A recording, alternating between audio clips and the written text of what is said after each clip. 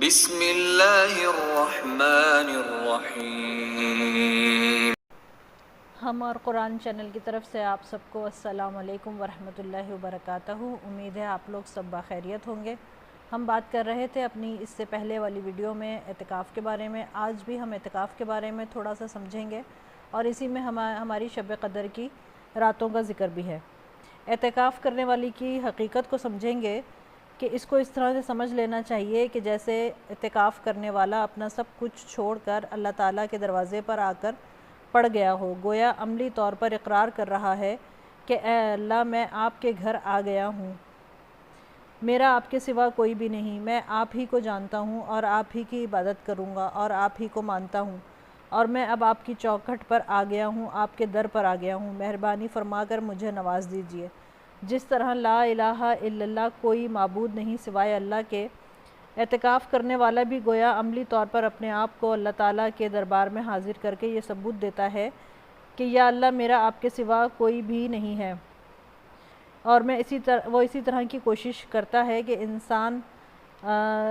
اسی طرح انسان عبادت کی کوشش کرتا ہے اور اسی طرح سے اس کو اس میں لیلۃ القدر بھی مل جاتی ہے، کیونکہ اعتکاف کرنے والا آدمی سو بھی رہا ہو تو عبادت شمار کی جاتی ہے، اور اگر رات بھر بھی سوتا رہے تو بھی عبادت کا ہی ثواب شمار کیا جاتا ہے۔ لیلۃ القدر تو نصیب ہو جائے گی۔ فرماتے ہیں کہ چونکہ اللہ تعالیٰ کے گھر میں وہ آ گیا ہے، وہاں پہ مقید ہے، تو نہ تو وہ کوئی نماز جنازہ پڑھ سکتا ہے، نہ جنازے کے ساتھ قبرستان جا سکتا ہے، نہ مریضوں کی عیادت کر سکتا ہے، اور دوسرے تبلیغ کے کاموں کو بھی وہ نہیں کر سکتا۔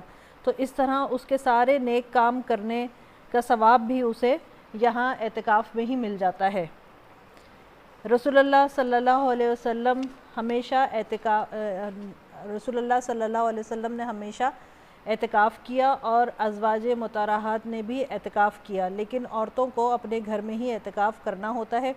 آخری عشرے میں اعتکاف کا ثواب 2 حج اور 2 عمروں کے برابر ہوتا ہے، یا تو یہ 9 دن ہوتے ہیں یا 10 دن ہوتے ہیں، اس کا ثواب 2 حج اور 2 عمروں کے برابر ہوتا ہے۔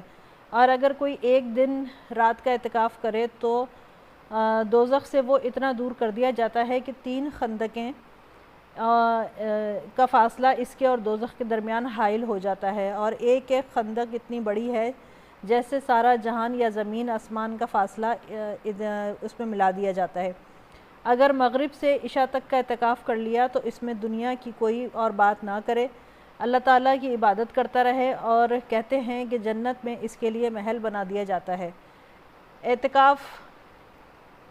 اعتکاف کا مطلب یہ ہے کہ اس شخص نے اپنے آپ کو تمام تعلقات سے یکسو کر کے، بیوی بچوں کو چھوڑ کر، گھر کاروبار سب چیز کو چھوڑ کر، ملازمت، تجارت، ہر چیز کو چھوڑ کر اپنے آپ کو اللہ تعالیٰ کی خدمت میں حاضر کر دیا، اور وہ اللہ تعالیٰ کی لیے عبادت میں مشغول ہو گیا۔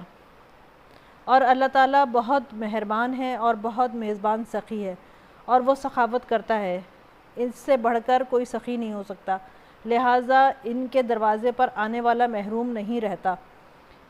تو اس آخری عشرے سے یہ بھی ایک بہت اہم اور فضیلت والی بات ہے۔ آخری عشرے کی ساری راتیں بابرکت راتیں ہیں، انہی کی طاق راتوں میں لیلۃ القدر کو بھی تلاش کیا جاتا ہے۔ آخری عشرہ آ رہا ہے، اس کی خوب قدر کیجیے۔ 2-4 دن باقی رہ گئے ہیں، اس میں خوب زور لگا کر اپنے گناہوں کی معافی مانگنا چاہیے۔ ایک عشرہ گزر چکا ہے مغفرت کا، رحمتوں کا، اور اب ہمیں گناہوں کی بخشش اللہ تعالیٰ سے کروانی ہے۔ گناہ تھوڑے ہوں یا زیادہ ہو، ہر شخص گناہ گار ہے۔